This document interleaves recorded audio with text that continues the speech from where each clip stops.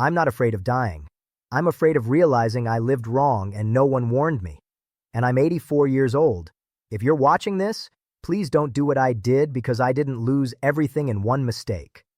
I lost it in thousands of small ones. My name is Harold, and for most of my life I thought I was doing enough. Not terrific, just enough. Enough work, enough effort, enough responsibility. I believed love was proven by exhaustion, by coming home tired, by sacrificing myself for the future. I believed that if I was worn out, it meant I cared, I worked, I worried, I carried pressure silently, and I told myself that was what being a man looked like. People respected me, they trusted me, they said I was reliable. No one ever asked if I was present. At home, the silence grew slowly. So slowly, I didn't notice it replacing everything else. I had a son. His name was Daniel. He was gentle in a way that required attention. The kind of child who didn't interrupt, didn't demand. He waited. When he was small, he followed me everywhere like I was gravity. He sat near my chair, near my legs, close enough to feel included. He drew pictures on the floor, careful pictures, pictures that took time.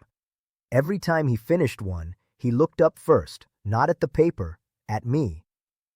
"Dad, look." And I said things like, "Just a second, not now, later." I always meant later. I didn't understand that later feels like rejection when you're small. I didn't understand that every time I delayed him, I was teaching him where he ranked.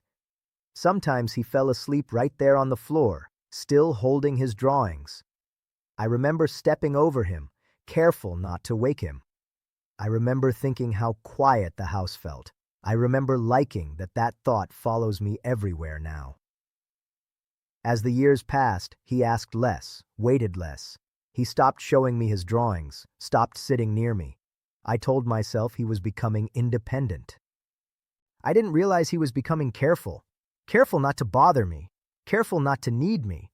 There's a moment when children stop hoping. It doesn't come with anger. It comes with acceptance. They accept that you are not the place they land anymore. I missed that moment completely. When he became a teenager, he stayed in his room more. I didn't knock. I told myself privacy was respect. The truth was, I didn't want to be needed. I was already tired. I was always tired.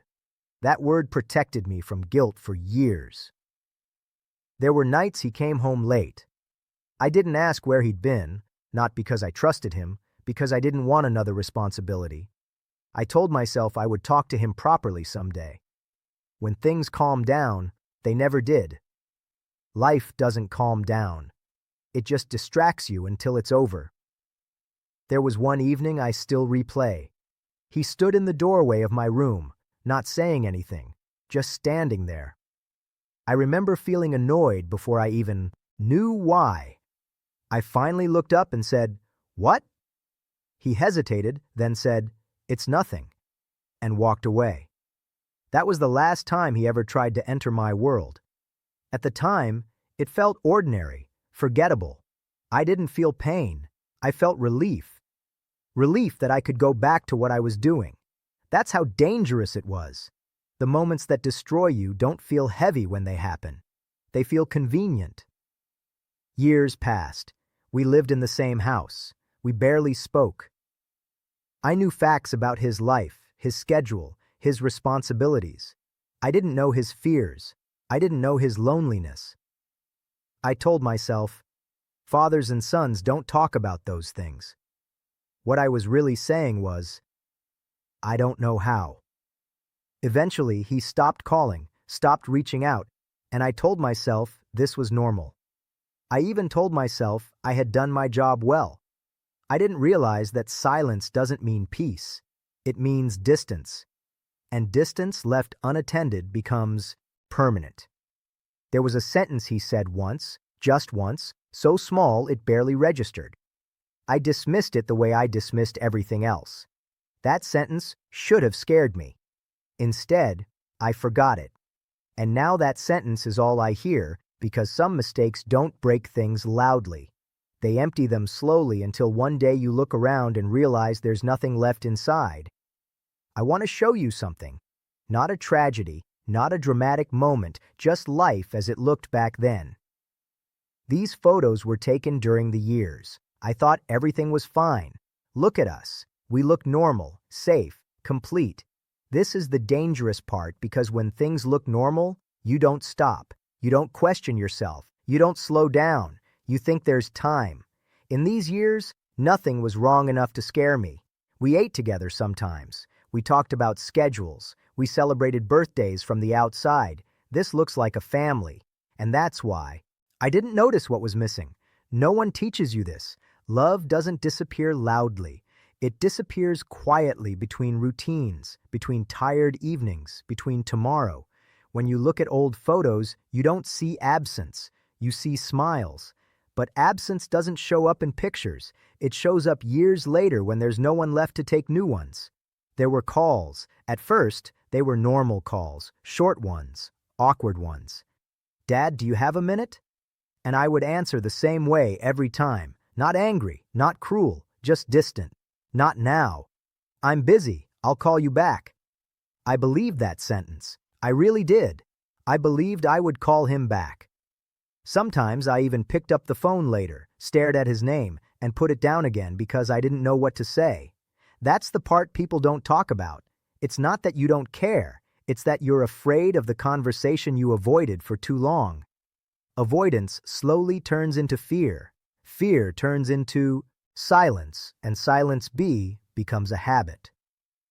There was one call I remember clearly because it sounded different. His voice wasn't asking anymore. It was careful, like he didn't want to disturb me.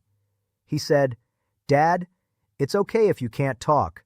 I just wanted to hear your voice." I laughed. I said something stupid. Don't be dramatic. That sentence lives inside me now. I didn't hear pain. I heard inconvenience. That's what distance does. It rewires how you listen. After that, the call slowed down. Then they stopped and something shameful happened. I felt relief. No more guilt. No more missed calls. No more reminders that I was failing at something I didn't know how to fix. I'm 84 now. People ask me what my biggest regret is. They expect something dramatic. It isn't. My biggest regret is that the last version of me my son knew was distracted. If you're watching this and someone came to mind, don't argue. That was that feeling. Go to them. Sit down. Don't fix anything. Don't explain yourself. Just listen. Because one day you'll have all the time in the world and no one left. If you're still here, thank you for listening. If any part of this it felt familiar, if any sentence stayed with you longer than it should have, please write it in the comments. That's her need for someone else who might need to read it. If you want me to keep telling you what I learned too late, share this video with someone you care about. And if you don't want to miss the next story, you can subscribe. I'll be here as long as I can.